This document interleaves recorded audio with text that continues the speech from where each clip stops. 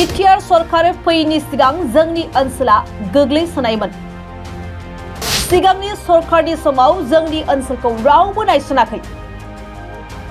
गोविंद बसुमतारी फैनाय लोगो लोगो जोंनि गामिनि लामाया बानायजानो थांगासिनो दं। बे बाथ्राखौ जों बुङाखै, बुंदों आमजुलि ओनसोलाव गोबाव समनिफ्रायनो रायजो जाबोनाय सासे गामियारि सुबुङा। गौरब खालामो, बिथाङा गोबां खामानि मावदों, जायनि जाहोनाव बिपिएफआ 15 बोसोर जितु मावबाय, बिपिएफनि जों बेयाव खुनु मोनसे अबदान जों नुनो मोनाखै। जितियानिफ्राय बिटिआर सरकार हायबाय, जोंहा बिथां गोविंद बसुमतारी हायनायनिफ्राय हाजार हाजार लामाखौ जाबाय, जोंखौ गौरब खालामो। आरो बिथांखौ जों मोजां मोनो। थांनाय गोलाव समनिफ्रायनो 38 नं भैरबकुंड बियाबनि एमसिएलए थामहिनबा बिटिसिनि लेङाइ गाहाय मावफुं सोद्रोमा गोविंद चन्द्र बसुमतारीया गावनि बियाबनि सिङाव थानाय गंफ्रोमबो बिसिडिसिआव सरकारनि फारसेनिफ्राय बायदि जौगाथायनि खामानि मावफुंजानायखौ लानानै गोजोननाय फोरमायदों आमजुलि ओनसोलनि रायजो राजाफ्रा। लोगोसे मख'नो गोनांदि फैबाय थानाय समाव फिन इउपिपिएल राजखान्थि हान्जाखौनो बिटिसिआव सरकाराव लाबोफिनगोन होननानैबो गावनि बिबुंथियाव बुंथिना होयो।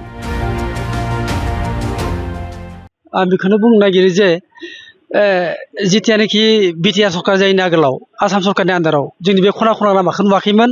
आरो जि लामाखौ दिनै उद्दुदर खालामनो नागिरदों, बे जाबाय हाजार हाजार बोसोरनि समस्या। जिया इसोरा हिल पाथर सृष्टि खालामबाय, बुहुमखौ सोरजिबाय, बेबायदि खुनु सेन्सआ खिन्थु दिनै आखा खालामदों जे दिनै मानब जाथिनि आखायाव नांबाय, जायनि जाहोनाव जों बिटिआर मोनबाय। आरो बिटिआर मोननायनि थाखाय बर'फोरनि जिथुनिखि थै, बे थै बोहैनायनि नामाव जि बिटिआर मोनबाय, बिटिआरनि थाखाय जोंहा जे दिनै मोनसे पुरुनि लामा उद्दुदन जादों, बेखौ जों गौरब खालामदों। बिथाङा दिनै नोंथांमोननि हमस्टेआव खामानि मावगासिनो दङ, सासे बियाबनि एमसिएलए बा एमएलए जानानै बिथांनिसिम मा बुङो? बिथांखौ गौरब खालामो, बिथाङा गोबां खामानि मावदों, जायनि जाहोनाव बिपिएफआ 15 बोसोर जितु मावबाय, बिपिएफनि जों बेयाव खुनु मोनसे अबदान जों नुनो मोनाखै। जितियानिफ्राय बिटिआर सरकार हायबाय, जोंहा बिथां गोविंद बसुमतारी हायनायनिफ्राय हाजार हाजार लामाखौ जाबाय, जोंखौ गौरब खालामो। आरो बिथांखौ जों मोजां मोनो। नाथाय अपोजिसन पार्टी जितु बिपिएफ बिथांमोना बेफोरखौ जों नाङा, बिनि थानायखौ जेसेबां सेन्स खालामो। बिटिसिखौ प्रमद बर' आरो गोविंद बसुमतारी ধ্বংস খালামबाय नामा बे समाव? बे मिছা खुरां, बे সম্পূর্ণ ভিত্তিহীন, এটা মিছা কথা। এটা আমি বিশ্বাস কৰিব আমি গ্রহণ কৰিব নোৱাৰি। सिगाङाव जितु रिहन दैमारिया बिनिफ्राय एमएलए जानानै थांबाय, बिथाङा मा बिथांनि अबदानखौ जों नुनाखै, जायनि जाहोनाव गावनि जायगा हिसाबै 2 नम्बर आमजुलिनि हाथिकुलि आरो आमसिगुरिनि जिथु लामा, बिथांमोननि बहुत माने वार्कारफोर दङ, नाथाय बिथांमोननि थाखाय अबदान होनो हायासै। बिथांमोननि थाखाय मोनसे लामा गैया, मोनसे अन्थाइ थाइसे गैया, बेखौ जों स्पष्ट बुंनो हायो।